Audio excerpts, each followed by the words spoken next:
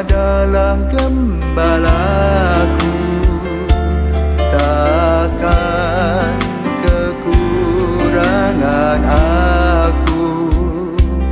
Ia membaringkan aku di padang berumput hijau. Saudara-saudari yang terkasih di dalam Kristus, selamat pagi. Salam jumpa lagi dalam Sabda Siap Saji. Rabu 29 November 2023, hari biasa pekan 34. Marilah kita berdoa dalam nama Bapa dan Putra dan Roh Kudus. Amin. Allah Bapa yang Maha Kuasa, Engkau menghadirkan sabdamu dalam diri Yesus Kristus Putramu. Semoga sabdamu yang telah diwartakannya itu mencerahkan budi dan hati kami. Sebab dialah Tuhan pengantara kami yang bersama dengan Dikau dalam persatuan Roh Kudus, hidup dan berkuasa Allah sepanjang segala masa. Amin. Tuhan bersamamu Dan bersama roh. Injil Yesus Kristus menurut Lukas. Dimuliakanlah Tuhan. Lukas bab 21 ayat 12 sampai dengan 19. Pada waktu itu Yesus berkata kepada murid-muridnya, akan datang harinya kalian ditangkap dan dianiaya. Karena namaku kalian akan diserahkan ke rumah-rumah ibadat, dimasukkan ke dalam penjara, dan dihadapkan kepada raja-raja dan para penguasa. Hal itu akan menjadi kesempatan bagimu untuk bersaksi. Sebab itu tetap teguhlah di dalam hatimu. Janganlah kalian memikirkan lebih dahulu pembelaanmu. Aku sendirilah akan memberi kalian kata-kata hikmat, sehingga kalian tak dapat ditentang atau dibantah lawan-lawanmu. Dan kalian akan diserahkan juga oleh orang tuamu, saudara-saudaramu, kaum keluargamu, dan sahabat-sahabatmu, dan beberapa orang di antaramu akan dibunuh. Karena namaku kalian akan dibenci semua orang. Tetapi tidak sehelai pun rambut kepalamu akan hilang. Kalau kalian tetap bertahan, kalian akan memperoleh hidupmu. Demikianlah sabda Tuhan. Terpujilah Kristus. Selamat pagi Romo. Selamat pagi Franz. Saya ingin bertanya nih Romo, bagaimana sebagai umat Kristiani kita dapat bertanggung jawab menjadi pengikutnya dan mau menerima risiko mengikuti Yesus Kristus seperti nabi-nabi terdahulu? Selamat pagi para filsawan dan Franz. Baru saja kita membaca Injil yang menakutkan tuh. Ya Romo. Mengikuti Kristus dengan konsekuensi masuk penjara, dianiaya. Tapi itulah yang disebut dengan martiria, ya. Kesaksian hidup, kesaksian iman. Dan kesaksian itu dimulai oleh Yesus sendiri yang sudah melakukan apa? Kebaikan-kebaikan, ya. Berbicara tentang kasih Allah, berbicara tentang kasih antar sesama yang diterjemahkan dari 10 perintah Allah. Kemudian Yesus juga mengajarkan kepada kita untuk berbuat kasih dengan contoh-contoh, misalnya orang Samaria yang baik hati. Bagaimana sikap Bapa digambarkan seperti seorang ayah yang mempunyai 2 anak, sulung dan bungsu. Bahkan juga mengajak Maria Magdalena, perempuan yang selalu menggoda Yesus dan mengalami pertobatan, bahkan diusirnya 7 setan dalam dirinya.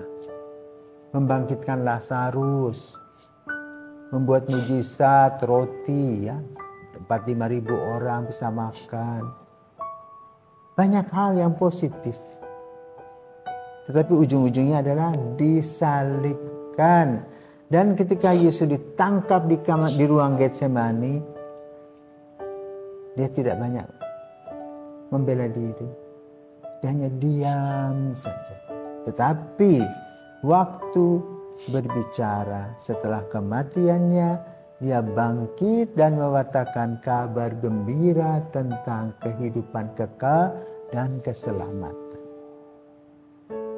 Itu contoh Yesus tidak lari. Maka lalu kalau kita amati para martir, para rasul, dan begitu banyak orang yang luar biasa mencintai Kristus menjadi tumbal. Dan itu merupakan contoh.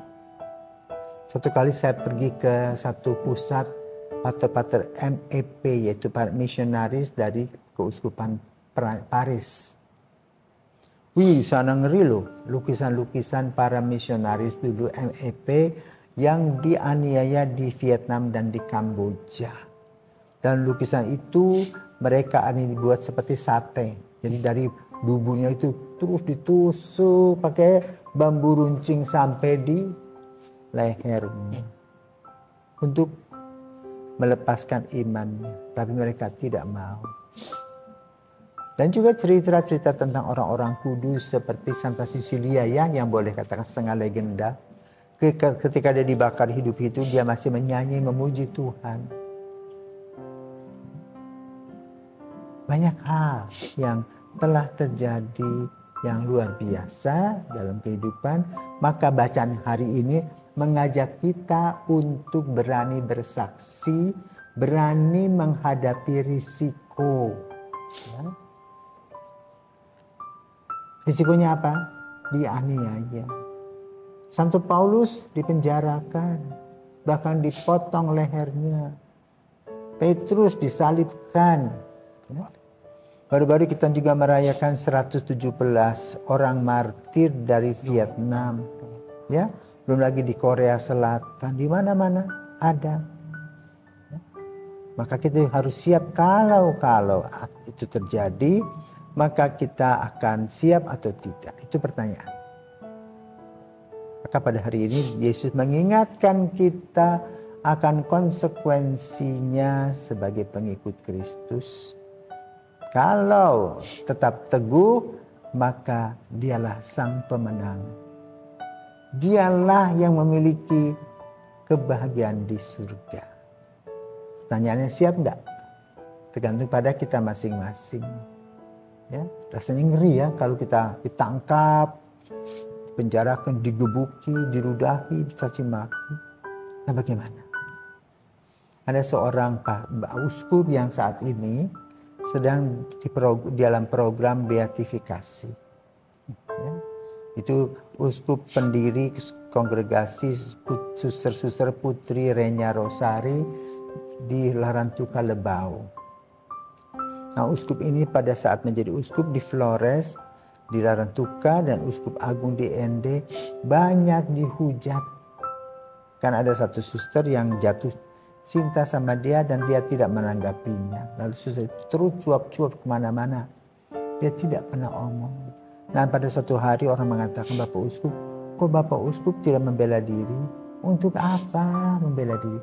Nanti waktu yang akan berbicara. Betul? Dia meninggal itu tahun 1990 di Amerika. 18 tahun dikubur, tubuhnya utuh.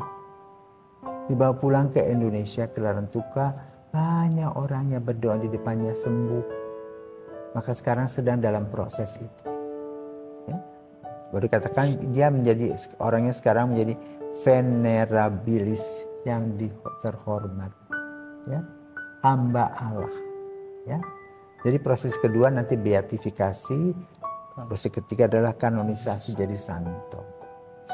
Kenapa? Berani menghadapi tantangan demi tantangan setiap hari, dan dia tetap dengan puasa dan doa. Jadi puasa dan doa adalah kekuatan yang bisa mengalahkan kegelapan. Kalau kita mau puasa dan doa yang kuat, maka kita akan menjadi saksi yang setia yang diharapkan dan diingatkan oleh Injil pada pagi hari ini. Apakah kamu sebagai anak muda siap? Siap, Bro. Amin, mudah-mudahan.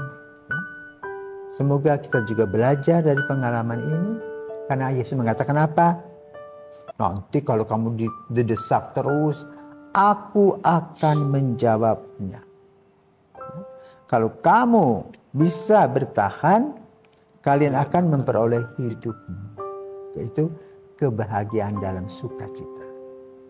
Tuhan memberkati.